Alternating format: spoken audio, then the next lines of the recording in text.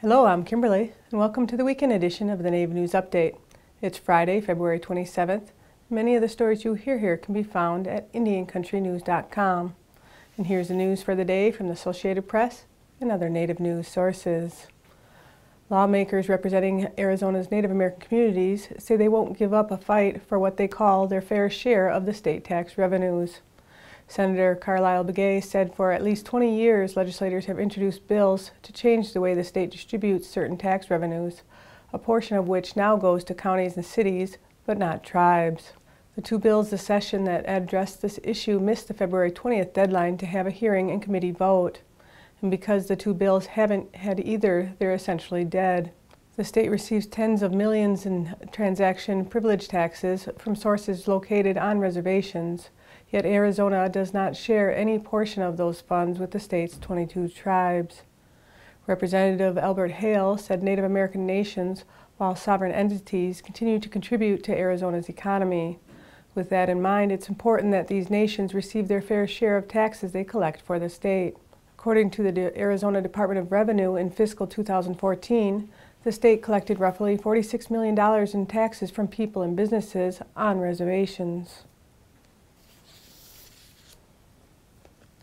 In keeping with President Obama's commitment to supporting Indian families and building resilient, thriving tribal communities, Assistant Secretary of Indian Affairs Kevin Washburn announced the action the Bureau of Indian Affairs has taken to help prevent the further dissolution of American Indian and Alaska Native families through the misapplication of the Indian Child Welfare Act of 1978. In his address to the National Congress of American Indians in its winter session in Washington, D.C., the Assistant Secretary announced that the BIA will publish its revised BIA guidelines for state courts and agencies in Indian child custody proceedings to support the full implementation and purpose of the Indian Child Welfare Act. This marks the first such update since the Act was issued over 35 years ago.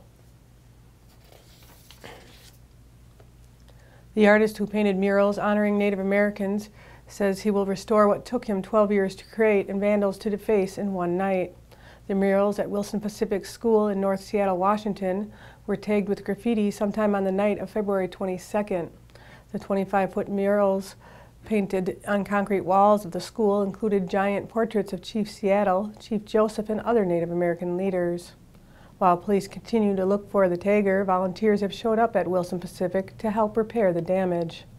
The vandal may have left his calling card in the graffiti, which reads, "Dap Kilo." DAP stands for Down Around Pike, which is a graffiti crew, and Kilo could be the vandal's name. Graffiti detective Chris Young is investigating the case and is working to identify the suspect, believed to be a tagger going by the name Kilo. If you have any information about Kilo, please contact Detective Young at youngc@seattle.gov or 206-684-5534. Golden Globe winning actress Irene Bedard will shepherd a movie adaptation of the Native American publishing sensation Two Old Women, an Alaska legend of betrayal, courage, and survival. Best known for voicing the lead role in Disney's Pocahontas and her appearances in Smoke Signals and The New World, Bedard is the president of Sleeping Lady Films, a media company dedicated to telling Native American stories. Two Old Women, written by author Velma Wallace, is the survival tale of two elderly women abandoned by their tribe in the midst of a harrowing Alaskan winter. Published in 1993, it has reportedly sold 1.5 million copies. Caught in the Storm, the documentary Princess Angeline tells the all-but-forgotten saga of the Duwamish tribe.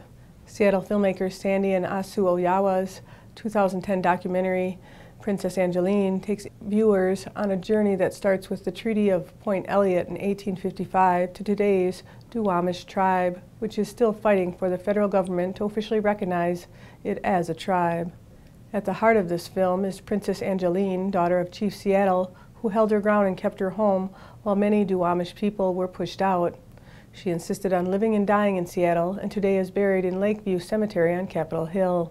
In a brief 53 minutes, the documentary details more than 150 years of Northwest history. They highlight the treaty that promised a reservation and fishing rights to the tribe in exchange for land. The promise never came to pass. Through photos and interviews with members of the Duwamish tribe and local historians, The Osawas show how the displacement of an entire tribe rests at the heart of Seattle's history.